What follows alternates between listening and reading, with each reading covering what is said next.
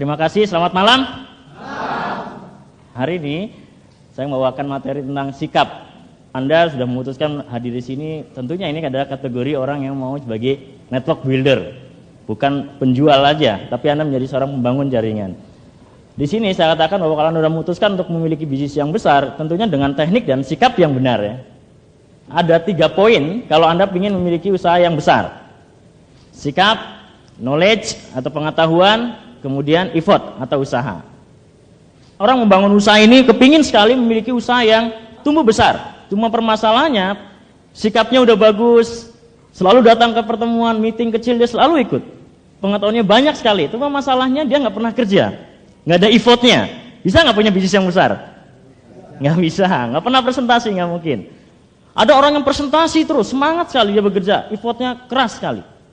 Kemudian pengetahuannya banyak, tapi orang tersebut tidak mau berubah. Ya bisnisnya nggak akan pernah besar. Sikapnya bagus, kemudian dia bekerja keras, presentasi terus, tapi nggak pernah datang ke pertemuan kecil seperti ini. Ya, dia hanya bekerja, tapi nggak pernah mendapatkan ilmu atau pengetahuan. Akhirnya bisnisnya juga kecil. Jadi 3 poin ini penting sekali. Malam ini kita akan bicarakan mengenai sikap. Kenapa saya katakan di antara itu yang paling penting adalah sikap. Kalau Anda punya sikap yang bagus, pasti akan mau belajar, mau bekerja. 80% usaha ini dibangun dengan sikap, 20% teknik. Sikap adalah cara memandang suatu hal atau kejadian. Anda bisa memandangnya dari kacamata negatif atau dari kacamata positif, tergantung sudut pandangnya. Besar kecilnya bisnis Anda ditentukan oleh sikap Anda. Apakah Anda memiliki sikap yang negatif atau yang positif? Ya, ini ada cerita tentang sikap. Ada 2 orang salesman yang diutus oleh satu perusahaan sepatu ya di Eropa, dikirim ke Afrika. Perusahaan tersebut ingin mengembangkan pabriknya di sana. 2 orang tersebut diminta untuk survei apakah perusahaan tersebut cocok atau tidak untuk buka di Afrika. Ya, setelah survei, salesman pertama melaporkan kepada bosnya, "Bos, kita nggak mungkin membuka pasar di sana. Permasalahannya apa? Tidak ada satu orang pun di sana yang memakai sepatu.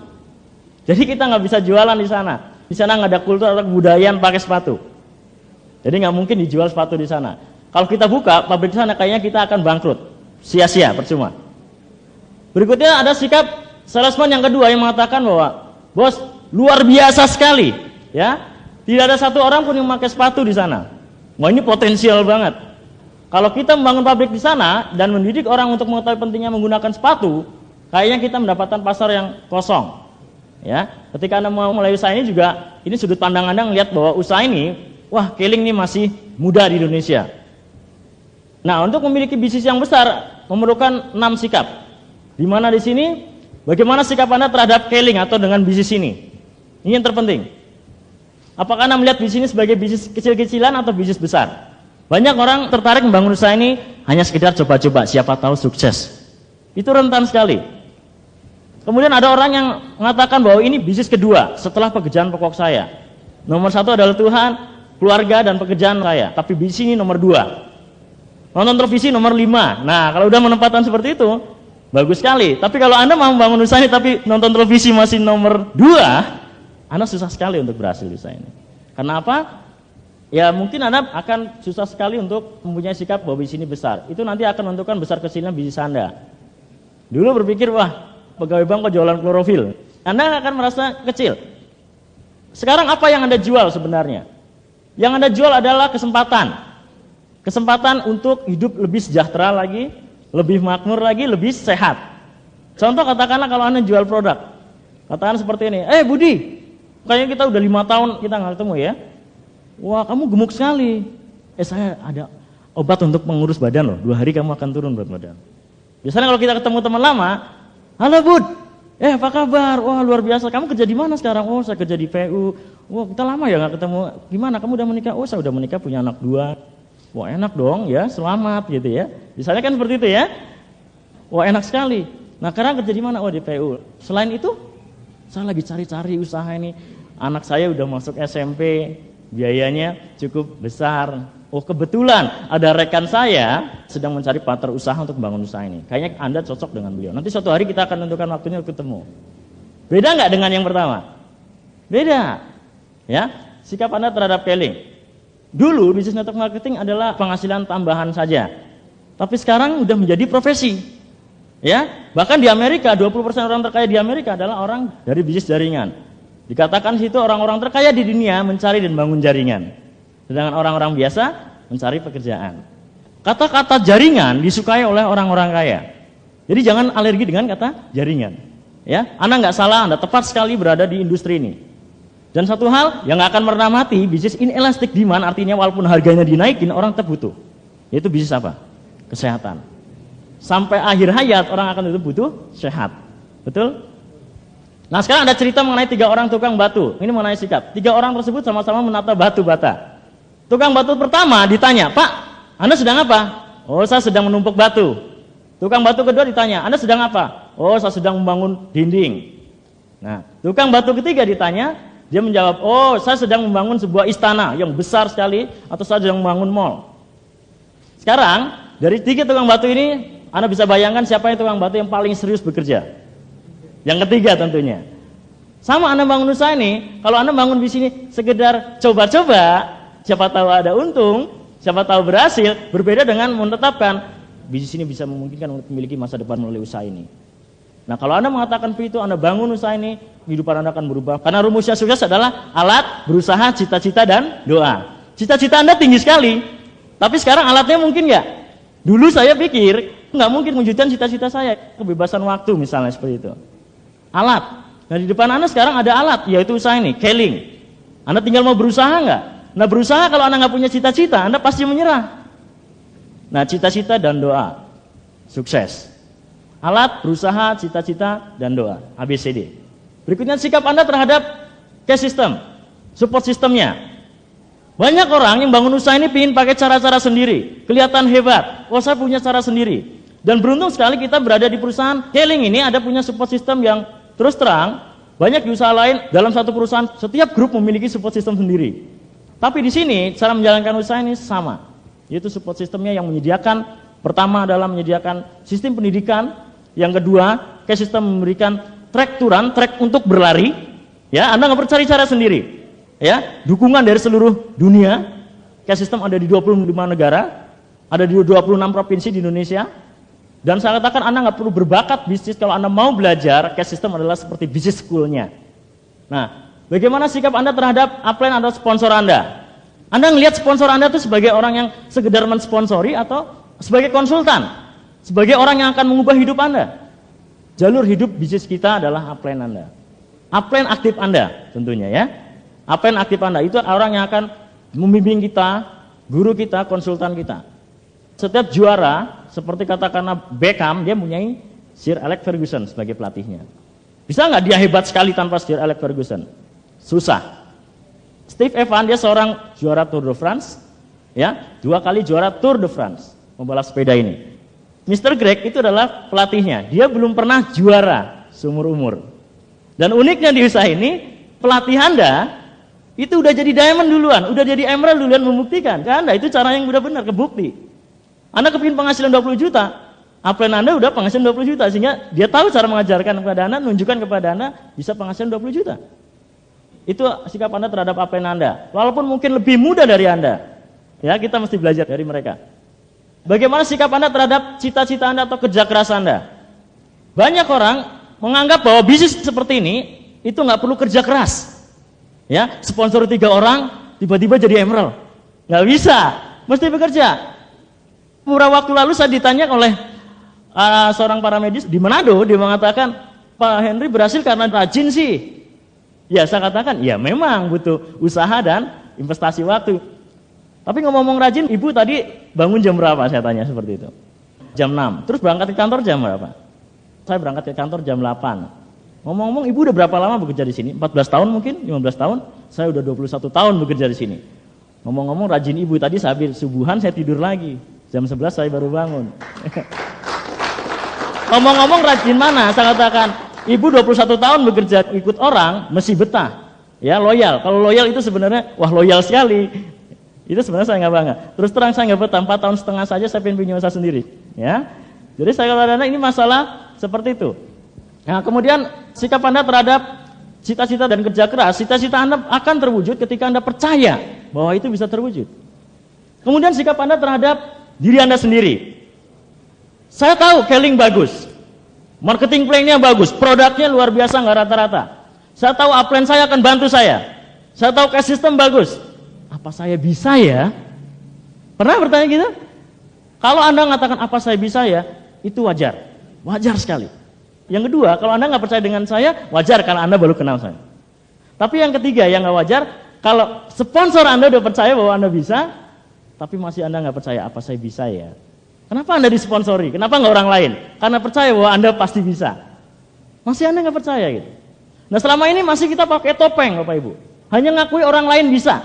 Ya pantesan Pak Santoso. Ya Pak Kelvin. Anda hanya ngakui orang lain terus. Anda nggak pernah menghargai diri Anda bahwa Anda bisa. Giant inside you. Ada raksasa dalam diri Anda yang perlu dibangkitkan. Bagaimana sikap Anda terhadap tantangan atau hambatan dan kegagalan? Anda ngelihat tantangan, wah Anda katakan, wah saya nggak punya uang, saya nggak punya waktu. Ada 100 alasan, Anda bisa sebutkan dalam 5 menit, Anda punya 100 alasan untuk bisa menjalankan usaha ini. Justru itu saya katakan Anda menjalankan usaha ini, saya nggak punya uang, saya terus menjalankan usaha ini minus. Kalau Anda nggak punya uang, saya minus, banyak hutang. Justru itu saya ingin bayar hutang, terdesak untuk bayar hutang. Itu tantangan atau hambatan. Kalau Anda nggak itu hambatan, ya Anda terus akan menganggap bahwa itu hambatan. Saya suka cerita ini, gajah kenapa waktu kecil di kerangkeng, pakai kerangkeng yang besar sekali, pakai rantai yang besar sekali, ya. Tapi setelah besar, dia hanya cukup pakai rantai kecil. Padahal seperti ini aja udah putus, ya. Tapi kenapa dia tetap senang di kerangkeng? Karena itu sudah menjadi habitsnya, ya.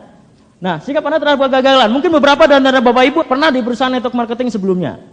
Saya pernah gagal di usaha saya, usaha kayu. Saya pernah gagal usaha restoran, saya udah pernah gagal. Jangan jadikan masa lalu jadikan pedoman, tapi kan jadikan pelajaran. Mungkin Anda udah dengar kalimat ini lama sekali, tapi terus terang saya banyak belajar dari kalimat ini. Mungkin melalui usaha ini saluran berkat warna hidup lebih baik. Ya kadang-kadang kita melihat bahwa pernah gagal berarti nanti gagal lagi gitu. Anda selalu dibayangi oleh masa lalu seperti itu. Nah ini ada barrier yang harus Anda pecahkan. Ketika Anda sudah pecahkan, akan cepat sekali pertumbuhan Anda karena Anda tidak dibayangi oleh masa lalu Anda. Salah satu cara yang dianjurkan oleh cash system yang pertama kali adalah punya cita-cita yang jelas dan sikap yang positif. Banyak orang bertanya-tanya, kenapa goals atau cita-cita dan memiliki sikap positif itu penting? Karena 80% di sini keberhasilan Anda ditentukan oleh impian yang kuat. Perlu sekali impian dan sikap sebagai dasar fondasi membangun bisa Anda menjadi besar. Anda misalnya membangun sebuah bangunan yang kokoh, Anda perlu bangun fondasi yang sangat kuat. Ya. Semakin besar dan kuat fondasi yang kita bangun, semakin besar pula gedung yang kita bisa bangun. Nah, apakah itu impian? Impian beda dengan keinginan. Impian adalah sesuatu yang benar-benar Anda inginkan, dalam hidup Anda. Jika Anda mendapatkannya, Anda bisa menitikan air mata karena syukur bahagia, dan sebaliknya jika tidak Anda dapatkan, Anda bisa nangis juga. Ya. Sehingga Anda benar-benar mau melakukan apapun untuk orang-orang yang Anda cintai dengan cara yang halal untuk mewujudkannya. Itulah cita-cita. Misalnya cita-cita kamu apa? Saya pengen beli mobil Mercedes. Kalau nggak dapat gimana? Ya nggak apa-apa. Ini bukan cita-cita, itu keinginan. Ya. Terus terang kalau keinginan itu beda dengan impian. Impian mempunyai kekuatan yang mendalam, melibatkan gelombang emosi. Ya, gelombang emosi dan memberikan tambahan energi sehingga proses perwujudannya terasa lebih ringan. Keinginan sangat rentan dengan problem. Ya, dengan problema. Temukan dan visualisasikan impian Anda, buatlah dream book dan carilah foto-foto yang menggambarkan impian Anda. 60% orang di dunia punya impian yang samar-samar. Mereka yang hidupnya hanya mengandalkan gaji pokok. Saya nggak tahu hidup besok gimana, yang jelas 5 tahun ke depan saya nggak tahu. Tapi yang jelas saya jalani aja.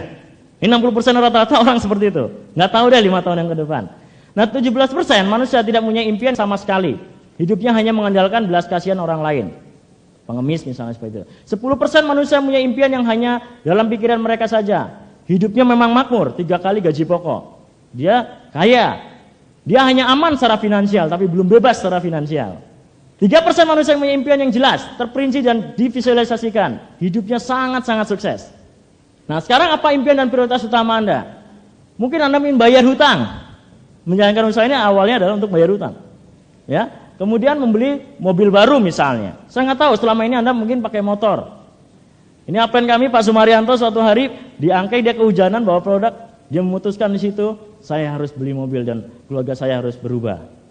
Dan beliau benar dia bisa beli rumah dan beli mobil dari usaha ini. Ada momentum di situ. Saya nggak tahu momentum Anda apa. Mungkin Anda pernah dihina tetangga mungkin. Ada momentum, tapi apakah Anda pernah buat komitmen dengan momentum Anda? Ya, merenovasi rumah atau membeli rumah yang lebih besar dan mewah. Mendapatkan penghasilan tambahan, extra income. Udah nggak zaman lagi hanya satu income sekarang. Double income, triple income. Seperti itu. Ya, kebebasan finansial. Siapa di antara Bapak Ibu yang suka shopping? Suka belanja? Suka belanja ya. Tapi biasanya kalau kita ke supermarket, kita lihat baju harganya 600.000, gaun 1 juta. Sepatu ada coklat, ada hitam semua, dua-duanya suka gitu loh. Taruh lagi, terus seperti itu pelayanannya sampai bosan. Kalau uang udah nggak masalah, sebenarnya Anda nggak perlu lihat harganya, tinggal bayar ke kasir. Ya, makanya jadi diamond. Nah, saya rasa kebebasan finansial itu bisa dikatakan ketika Anda crown ambassador, itu udah luar biasa. Seperti Pak Santoso, udah 183 juta sebulan. Itu bayangkan, setahun 2 tahun ke depan. Memiliki usaha sendiri. Dari dulu saya ingin memiliki usaha sendiri. Saya nggak tahu impian Anda apa. Ya, mungkin kebebasan waktu. Nah, itu suatu yang mewah sekali. Bagi kami yang di Jakarta, bisa olahraga jam 8, itu luar biasa. Tidur lagi misalnya, seperti itu luar biasa. Bisa nemani istri, menjadi bapak yang bukan paruh waktu lagi, tapi penuh waktu. Full time jadi bapak. Nah, ini kebebasan waktu itu mahal sekali. Ya, mahal sekali. Wah, kalau banyak waktu di rumah, kalau ngapa-ngapain ya nggak bosan, Pak. Ya bosan kalau nggak punya uang gitu loh kan. Kalau punya uang ya nggak bosan gitu. Ya. Membiayai pendidikan anak sekolah terbaik di dunia misalnya. Selama ini ada rekan kami, ada yang kepingin sekali bahwa dia menjalankan usaha ini hanya untuk biaya pendidikan anaknya. Ya, Bapak Ibu mungkin tidak sama dengan saya. Mungkin ingin beramal, ingin berbagi, menolong orang lain. Bagaimana menolong orang lain? Kita aja belum ketolong. Anda tahu kalau kita naik pesawat, ada pakai masker, pakailah Anda dulu, baru anak Anda, kan gitu. Anda dulu berhasil, baru bantu orang lain, seperti itu. Nah, kemudian jalan-jalan ke luar negeri atau naik haji. Besok kita akan umroh tanggal 26. Ya, dengan beberapa diamond. Nah, tahun depan saya katakan Anda bisa umroh bagi yang muslim. Kalau Anda safir ke atas, kualifikasi Anda berangkat ke luar negeri. Makanya siap-siap paspor ya. Tahun depan umroh. Dan yang non muslim bisa berangkat ke Beijing. 8 malam 7 hari ya. Jadi ini luar biasa. Kemudian kalau Anda kualifikasi hanya 2.500 poin, Anda berangkat ke Bangkok. Kalau Anda safir ke atas, Anda berangkat ke luar negeri. Nah, kemudian Anda menginginkan pengembangan diri mungkin, pengembangan pribadi. Anda menginginkan apa? Coba Anda pikirkan telah impian Anda. Mengapa hal itu penting bagi Anda? Kenapa Anda harus bayar hutang?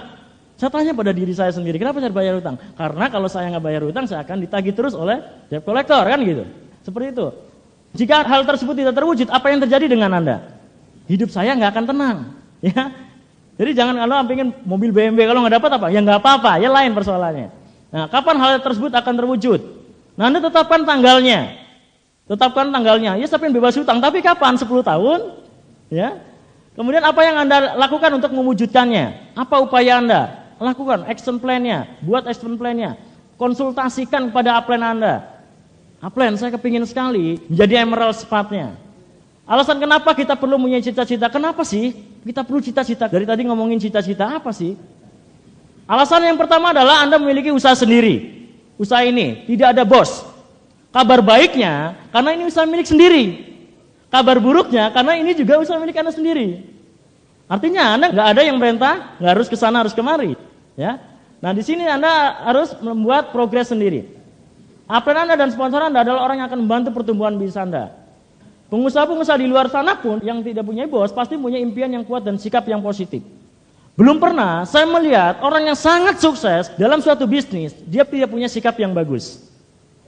Yang kedua alasannya adalah modalnya kecil dan resikonya pun kecil membangun usaha ini. Gak sampai jual rumah Bapak Ibu untuk bangun Keling.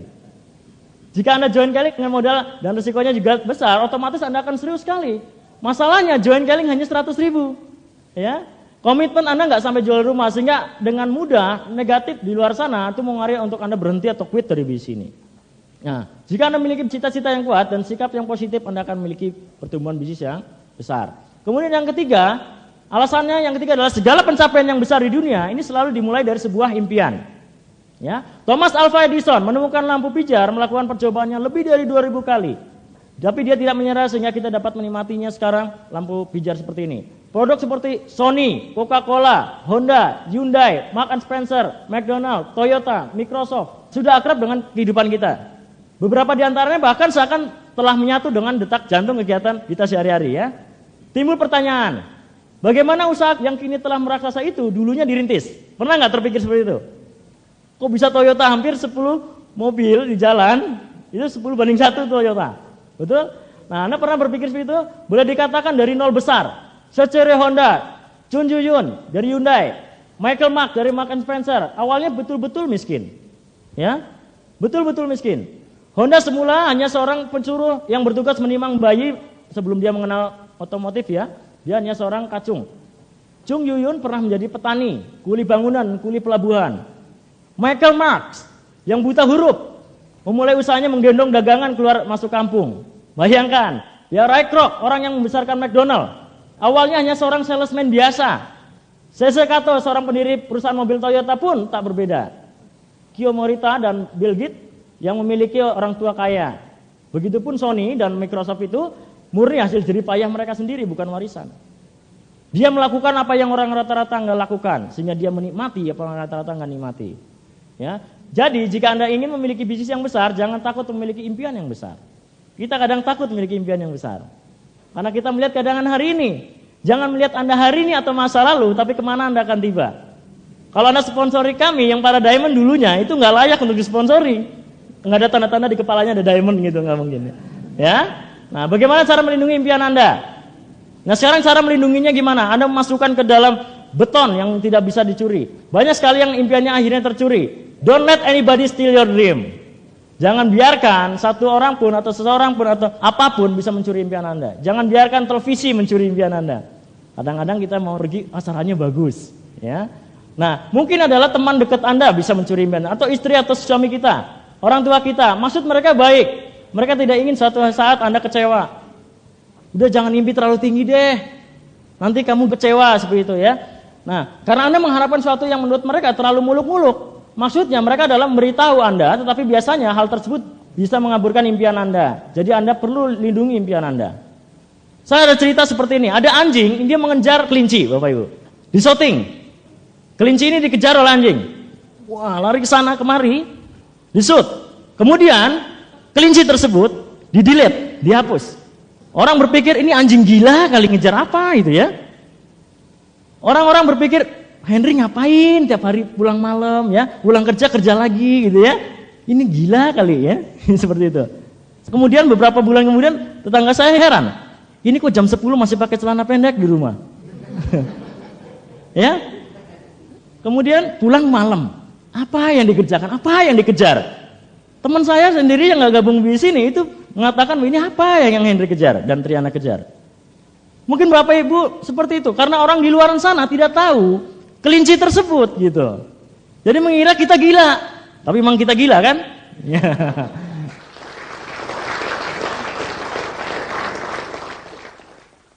Beberapa hari yang lalu mobil terparkir di depan rumah. Ini kerjanya apa punya mobil bagus? Kadang kita terlalu sibuk apa yang orang lain pikirkan tentang diri kita. Nanti tetangga kita bilang apa? Kita kerjain keling katanya. Jadi lindungi impian Anda. Cara melindungi impian Anda, yang pertama adalah visualisasikan impian Anda. Gambarkan dengan jelas keinginan Anda. Cari gambar-gambar yang mewakili impian Anda. Buatlah dream book. Dream book ini nggak harus bagus, tapi yang jelas ada ikatan batin dengan Anda. Mungkin pertama adalah gambar orang tua Anda atau anak Anda. Anda pingin sekali mobil misalnya. Anda pingin sekali mobil. Jangan cuma ingin saja. Anda datang ke dealer mobil, Anda rasakan bau mobil itu, nggak bayar kok. Terus terang ini saya ambil, itu ketika saya bangun saya penghasilan saya baru 600.000. Ya, saya masih naik turun bis. Dan itu jelas nggak masuk akal. Orang banyak hutang, ya nggak punya waktu, nggak punya keturunan pengusaha, bisa. Saya katakan, kalau Anda percaya, Anda pasti bisa. Uniknya ketika kita membeli mobil ini, saya memang belum bisa mengendarai mobil.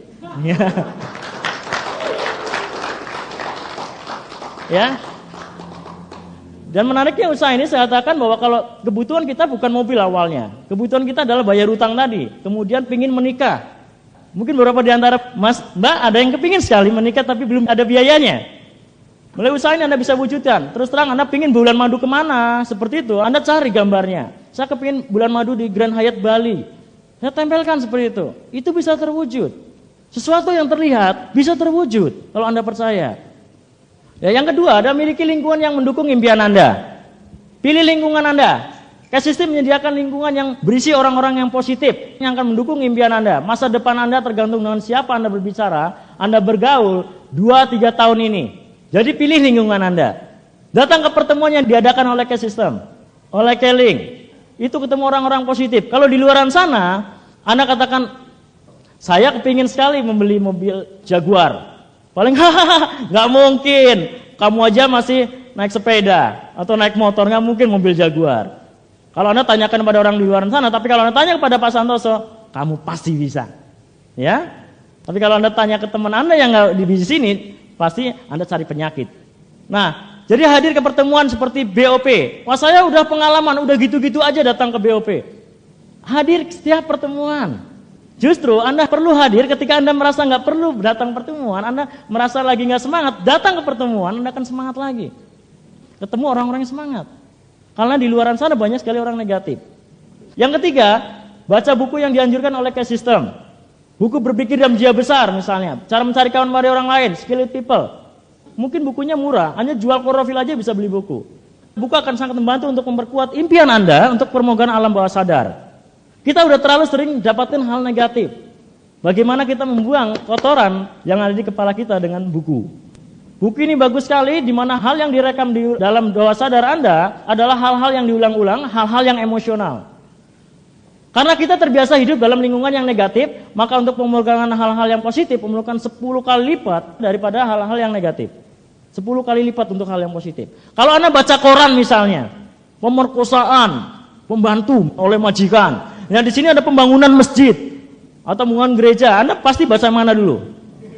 Wah, iya, karena kita lebih respon dengan hal-hal negatif lebih cepat. Yang positif itu butuh 10 kali diulang-ulang terus. Hati-hati ya dengan kata-kata negatif. Yang keempat, kaset. Dengarkan kaset pelajaran atau motivasi dari orang-orang yang telah sukses di Keling, yang telah dilakukan oleh K-System. Sekali lagi bahwa Anda akan banyak sekali berhadapan dengan hal yang negatif di luaran sana, jadi Anda perlu mendapatkan input-input yang positif dari orang-orang yang sudah berhasil di sini. Anda dengarkan setiap saat. Begitu Anda masuk mobil, Anda setel kaset. Kaset ini akan memberikan makanan pada otak. Dan ini merupakan informasi yang sangat murni. Misalnya grup Anda, usaha Anda ada di Ternate, usaha Anda ada di Aceh, semua bahasanya sama. Kesamaan bahasa. Usaha kita itu adalah manusia, bukan komputer loh. Kita bukan menggunakan orang untuk sukses, tapi kita memberdayakan orang untuk sukses. Sekarang kalau Anda bisnis jaringan komputer misalnya, Anda capek, Anda tinggal matikan aja. Maka kita bisa istirahat. Tapi kalau Anda berhubungan dengan manusia, Anda perlu tahu bagaimana cara berhubungan dengan manusia. Anda perlu baca buku. Kemudian akan berbahaya sekali ketika pertumbuhan keuangan kita lebih cepat daripada pertumbuhan pribadi. Misalnya Anda masih muda sekali, Anda cepat sekali penghasilannya, kepribadian Anda nggak berubah, Anda akan menjadi sombong. Anda akan boros, hilang penghasilan Anda. Seiring dengan pertumbuhan pribadi, bisa Anda akan tumbuh. Yang paling penting adalah jangan takut untuk bermimpi. Ya, punya impian itu nggak bayar. Jangan takut punya impian. Ya, karena kadang kita melihat keadaan kita hari ini yang susah. Anda harus melihat visi, riset, hasil. Seorang Ben Johnson, dia udah melihat garis finish sebelum dia start.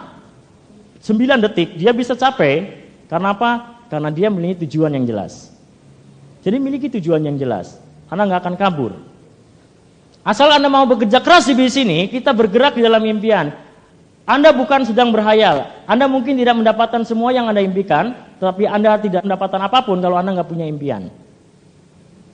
Tanpa Anda memimpikan terlebih dahulu, Anda nggak mungkin. Jangan takut memiliki impian yang kecil, karena impian bukan untuk dibanding-bandingkan. Tapi impian adalah sesuatu yang mendorong Anda untuk keluar dari zona kenyamanan Anda, untuk mendapatkan apa yang Anda inginkan. Ya, jadi bukan dibanding-bandingkan. Dreambooknya punya saya, mobilnya Bentley, bagus sekali. Impian kamu cuma mobil Kijang. Ya, tidak untuk dibanding-bandingkan, Bapak Ibu. Di sini berbeda, kebutuhan orang mungkin adalah anak. Impiannya adalah anak. Kalau Anda nggak berani bermimpi, Anda nggak punya impian, cari ketakutannya. Anda hari ini mungkin masih bekerja. Bayangkan 2 tahun lagi seandainya Anda nggak dibutuhkan lagi di perusahaan Anda. Artinya Anda di PHK. Kemudian apa yang terjadi seandainya Anda hari ini Anda sehat? Bagaimana kalau 2 tahun lagi atau setahun ke depan Anda nggak sehat lagi? Anda sakit misalnya, Anda sudah tidak produktif lagi. Kalau badan kita sehat jadi aset, tapi kalau sakit jadi liabilities. Betul nggak? Kita mengeluarkan banyak uang. Jadi kalau Anda nggak berani bermimpi, cari ketakutannya. Saya susah punya impian, tapi saya bayangkan kalau saya nggak berhasil, saya nggak bisa menyekolahkan adik saya yang kelas 3 SMA sekarang. Kalau saya nggak berhasil, hidup saya akan gini-gini terus, terjerumus hutang terus. Kalau Anda nggak berani bermimpi, cari ketakutannya. Saya punya cerita kalau Anda punya impian, ada seorang musafir, dia melakukan perjalanan, dia membawa makanan dan minuman di sampingnya. Suatu hari dia melakukan perjalanan, apa yang terjadi ketika di jalan, melihat ke belakang di hutan, ada macan. Dia lari keras sekali, kelihatan macannya nggak kelihatan, udahlah nggak apa-apa. Dia mau menuju sebuah pulau impian di mana di sini ada keluarga yang bahagia, wanita cantik ya, anaknya bahagia, makanan enak seperti itu. Ada pulau impian dia akan tuju ke sana. Tapi dia mau makanan, nggak kelihatan ini, pulau impian pasti kecapek lah, nggak apa-apa. Ini ada makanan ini nggak perlu buru-buru. Kemudian dia nengok lagi, wah macannya udah kelihatan, dia lari lagi, akhirnya melewati gurun. Di gurun pasti nggak kelihatan macannya, betul? Nggak kelihatan macannya. Akhirnya apa? Dia istirahat. Saya nggak perlu buru-buru, saya punya makanan kok, punya minuman kok. Ya, sama kayak kehidupan kita. Mungkin Bapak Ibu punya kehidupan yang makmur, membantu banyak orang seperti itu, atau Anda punya kehidupan yang lebih baik, itu mungkin susah sekali punya impian yang seperti itu. Saya yakin Bapak Ibu, tanpa keling pun Anda tetap hidup. Nah prinsipnya sekarang, kenapa? Seperti tadi ada makanan dan minuman si musafir tadi. Ya, Anda susah membayangkan impian yang di pulau impian tadi. Tapi coba bayangkan macan tadi. Ya, macan di belakang Anda. Karena masa depan adalah misteri Bapak Ibu. Kita tidak tahu apa yang akan jadi. Jangan Anda gali sumur ketika Anda haus. Jangan menggali sumur ketika Anda sudah lemes. Ya, kalau sudah lemes sudah nggak bisa gali sumur ya. Sedia air sebelum Anda haus, atau sedia payung sebelum hujan. Ada backup income. Nah, bagi Anda yang susah punya impian, cari seperti itu. Membangun usaha ini saya katakan juga bahwa kita perlu melakukan namanya edifikasi. Edifikasi adalah membangun sikap. Di sini adalah menghormati orang lain atau mempromosikan orang lain. Tujuannya adalah mempromosikan orang lain untuk membangun bisnis Anda. Artinya edify adalah respect atau memberi hormat, mempromosikan. Kalau Anda punya bisnis yang besar, Anda harus jatuhnya pujian pada orang lain. Siapa yang dipromosikan? Semua yang ada kaitannya membangun bisnis Anda. Edifikasi pasangan Anda, edifikasi downline Anda bahkan, atau crossline Anda bahkan. Saya sering sebut Pak Irwansa atau Pak Erwin, beliau menjadi emerald dalam waktu 2 bulan 10 hari. Luar biasa sekali. Edifikasi crossline Anda hal-hal yang positif. Cari hal-hal yang positif dari seseorang, looking for the good istilahnya. Ya. Edifikasi APN Anda, edifikasi yang pasti sponsor dan semua APN Anda yang aktif atau yang core. Kapan edifikasi dilakukan? Bisa di home meeting, ya di rumah. Contohnya apa? Misalnya Anda edifikasi di home meeting. Bapak Ibu beruntung sekali malam hari ini kita berada di sini. Yang pertama, Bapak Ibu udah memutuskan berada di sini adalah sangat beruntung. Mungkin Anda di luar sana nonton televisi. Tapi yang kedua, saya katakan Anda beruntung sekali karena Anda akan dapatkan informasi yang menurut saya bagus sekali, yaitu tentang kesehatan dan peluang usaha. Dan kebetulan akan dibawakan oleh seseorang. Beliau ini adalah sangat berpengalaman, masih muda. Beliau punya bisnis bukan hanya di Jogja atau di Semarang saja, tapi punya bisnis di seluruh Indonesia bahkan sampai luar negeri. Nah kebetulan hadir di sini, saya berterima kasih sekali. Misalnya seperti itu kepada Bapak Andang, misalnya seperti itu. Nah, silakan Pak Andang. Tapi coba kalau nggak ada edifikasi, Bapak Ibu, maaf sekali sore-sore ini mestinya masak, tapi suruh kesini jadi ngerepotin mau jelasin produk-produk keling. Silakan Pak Andang. Kira-kira semangat ya? Pertama, prospek akan melihat bahwa Anda seorang sales kan gitu. Pak Andang punya semangat. Seperti itu. Nah, edifikasi itu tujuannya untuk apa? Edifikasi adalah untuk Anda sebenarnya. Bukan untuk sponsor atau upline Anda, bukan. Siapa yang untung? Anda. Ya. Edifikasi di ruang tamu misalnya katakanlah disediakan air minum yang khusus atau dibawakan tasnya, itu adalah edifikasi yang bagus di ruang tamu. Kalau di BOP seperti apa? Di BOP misalnya Anda mengedifikasi, Anda bisa ceritakan, itu nanti saya kenalkan dengan upline saya, misalnya seperti itu, Pak Sumaryanto. Anda bisa nyamperin Pak Sumaryanto. Anda udah ceritakan ratusan kali tentang Pak Sumaryanto kepada downline Anda ini. Ya, kemudian Pak Sumaryanto akan mengatakan apa? Pak Sumaryanto akan mengatakan, percaya saja apa yang dikatakan oleh Bapak Ek. Anda pasti berhasil, Anda di jalur yang benar. Ya, dampaknya 1000 kali. Anda cerita 100 kali, dampaknya 1000 kali. Akhirnya apa? Dosen Anda percaya dengan Anda. Coba kalau nggak ada edifikasi, mereka pakai cara sendiri. Wah, ini kepala dinas, ya. Wah, ini saya direktur. Akhirnya apa? Mereka punya sikap yang arogan semua. Ya, semua di sini kita untuk bisa rendah hati, untuk bisa melakukan di mana ada level-levelnya edifikasi. Ya, jadi edifikasi di BOP akan mudah sekali. Nah, level-level di edifikasi yang pertama mulai dari mulut saja, nggak tulus, ya, hanya lewat mulut saja. Yang kedua dengan tindakan, biarkan upline Anda lebih aktif bicara saat follow up prospek Anda misalnya. Biasanya kita lebih banyak bicara, ya. Jadi udah dengan tindakan bahwa Anda menjadi orang yang memang rendah hati dan mau belajar. Di situ upline Anda yang akan bicara, di situ dengan tindakan. Nah, yang ketiga dengan tulus dalam hati. Ini yang bagian yang paling susah mengedifikasi. Bagi saya nomor 3 ini adalah susah sekali, yaitu selalu positif dengan upline Anda. Susah bukan? Selalu positif dengan upline. Berpikir positif pada level yang paling susah. Percayalah upline Anda akan peduli pada Anda dan grup Anda. Kalau Anda pura-pura mengedifikasi upline Anda, itu akan ketahuan bahwa Anda pura-pura. Tapi kalau Anda benar-benar dari dalam hati bahwa Anda mengedifikasi, mempromosikan, memberi respek kepada upline Anda, itu betul-betul kelihatan sekali. Beda dengan kalau Anda berpura-pura. Edifikasi adalah bagian dari sistem cara membangun usaha ini. Ya, edifikasi upline Anda. Karena terus terang kerjaan di bisnis kita ada 2 aja, Bu. Mau jadi motivator atau jadi promotor. Kalau jadi motivator itu sebenarnya kerja bodoh. Anda motivasi downline Anda sampai jam 4 pagi. Kerja bodoh. Kerja pintar adalah promosi. Promosikan orang ke pertemuan, promosikan kaset, promosikan produk, ya, promosikan upline Anda. Biarkan upline Anda yang bekerja. Ya, saya senang sekali ketika Pak Sumaryanto bikin pertemuan misalnya, atau Pak Santoso bikin meeting, saya akan promosikan habis-habisan. Karena apa? Saya percaya di meeting dia akan dapatkan banyak hal. Kalau saya datangkan 40 orang misalnya atau 50 orang belajar semua tanpa harus saya memotivasi satu-satu. Betul? Jadi promosi adalah kerja pintar. Promosikan success seminar. Ya, ini kerja pintar. Promosikan success seminar. Tiap hari ngomongin success seminar. Karena apa? Terus terang saya jadi diamond itu gara-gara success seminar. Saya waktu datang success seminar peringkat saya masih kecil. Nah, kemudian saya putuskan di situ untuk jadi manajer, kena manajer. Kemudian datang ke success seminar lagi di situ, peringkatnya masih ruby, downline saya udah emerald. Saya putuskan di horizon waktu itu, saya putuskan bulan depan saya emerald. Kena emerald. Ketika di Kuala Lumpur ada success seminar, saya datang ke sana dengan Pak Kelvin. Emerald nggak dianggap. Istilahnya tidak dihargai sama sekali. Saya pikir, yes, saya akan jadi diamond. Ternyata betul jadi diamond. Jadi yang terpenting adalah di situ, kalau Anda bisa datangkan success seminar 3 kaki Anda membawa 10-3 misalnya, seperti itu, di situ Anda memutuskan ada 4 orang saja memutuskan, yes, saya mau jadi emerald. Maka Anda jadi apa? Jadi diamond. Minimal kalau 3 usaha Anda saja di 3 kaki berbeda memutuskan, saya jadi manajer bulan depan.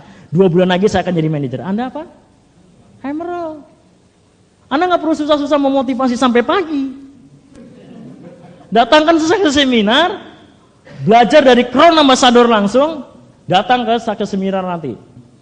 Saya belum sukses Bapak Ibu, tapi nanti ada Crown Ambassador yang sangat kaya, Crown Ambassador Abdul Qadir. Dia punya aset kekayaannya luar biasa.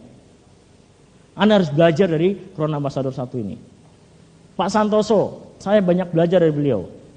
Ya, datang ke success seminar nanti. Kalau ngomong-ngomong, wah mahal sekali. Success seminar 100.000 atau 150. Mobil saya mau saya jual, belum saya naikin.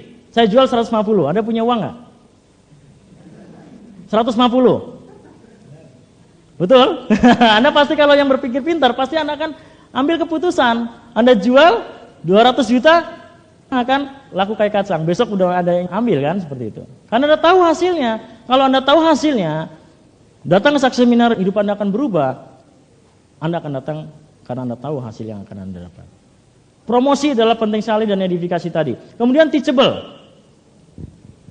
Kalau Anda membangun sikap Anda, yang paling susah adalah teachable.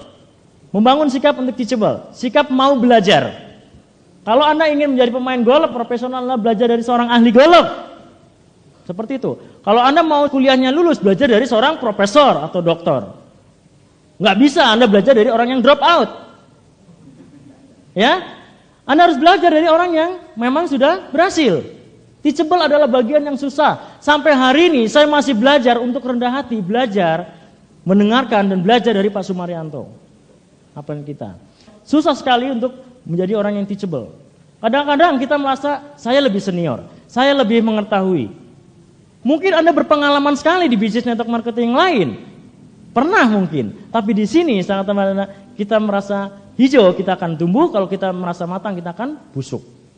Selalunya kita akan merasa hijau terus. Dan Anda tahu orang-orang berhasil selalu rendah hati. Ya, Anda lihat crown ambassador mereka rendah hati. Seperti itu. Teachable. Kita mau belajar. Anda akan punya bisnis yang besar. Ya, percaya sama saya bahwa di mana di sini kalau Anda mau rendah hati, mau belajar, itu bagian memang paling susah. Tapi kalau teachable, saya pikir teachable itu adalah nurutin apa yang dikatakan oleh upline. Ya, diem aja. Tapi saya nggak melakukan. Itu bukan teachable. Teachable bukan sekedar ngangguk-ngangguk. Teachable adalah melakukan apa yang disarankan oleh upline Anda. Upline Anda memang bukan bos Anda, tapi terus terang itu adalah arsitek masa depan Anda. Saya boleh kehilangan grup saya 1000 orang, tapi saya nggak boleh kehilangan Pak Santoso, Pak Kartaviler, Pak Sumaryanto. Karena dengan beliau, insya Allah kita punya bisnis yang lebih besar lagi. Oke, sampai ketemu tanggal 23 di Jakarta. Terima kasih. Sampai jumpa.